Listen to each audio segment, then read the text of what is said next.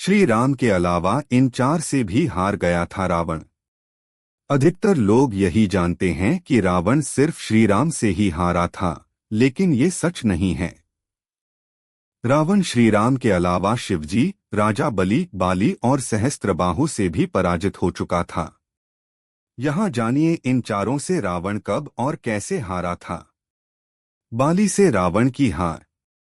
एक बार रावण बाली से युद्ध करने के लिए पहुंच गया था। बाली उस समय पूजा कर रहा था। रावण बार बार बाली को ललकार रहा था, जिससे बाली की पूजा में बाधा उत्पन्न हो रही थी। जब रावण नहीं माना तो बाली ने उसे अपनी बाजू में दबाकर 4 समुद्रों की परिक्रमा की थी। बाली बहुत शक्तिशाली था और इतनी तेज गति से चलता था कि रोज सुबह सुबह ही 4 समुद्रों की परिक्रमा कर लेता था। इस प्रकार परिक्रमा करने के बाद सूर्य को अर्घ्य अर्पित करता था।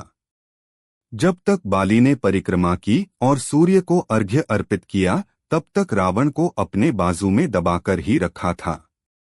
रावण ने बहुत प्रयास किया, लेकिन वह बाली की गिरफ्त से आजाद नहीं हो पाया। पूजा के बाद बाली ने रावण को छोड़ दिया था। सहस्त्रबाहु अर्जुन से रावण की हार। सहस्त्रबाहु अर्जुन के 1000 हाथ थे और इसी वजह से उसका नाम सहस्त्रबाहु पड़ा था। जब रावण सहस्त्रबाहु से युद्ध करने पहुंचा तो सहस्त्रबाहु ने अपने 1000 हाथों से नर्मदा नदी के बहाव को रोक दिया था। सहस्त्रबाहु ने नर्मदा का पानी इकट्ठा किया और पानी छोड़ दिया, जिससे रावण पूरी सेना के साथ ही नर्मदा में बह गया था।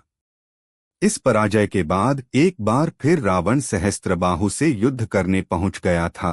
तब सहस्त्रबाहु ने उसे बंदी बनाकर जेल में डाल दिया था। राजा बलि के महल में रावण की हार। दैत्यराज बलि पाताल लोक के राजा थे।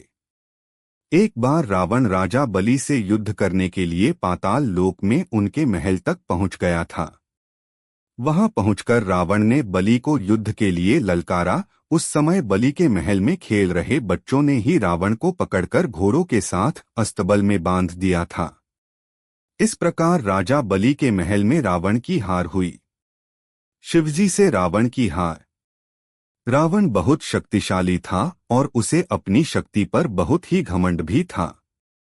रावण इस घमंड के नशे में शिवजी को हराने के लिए कैलाश पर्वत पर पहुंच गया था। रावण ने शिवजी को युद्ध के लिए ललकारा, लेकिन महादेव तो ध्यान में लीन थे।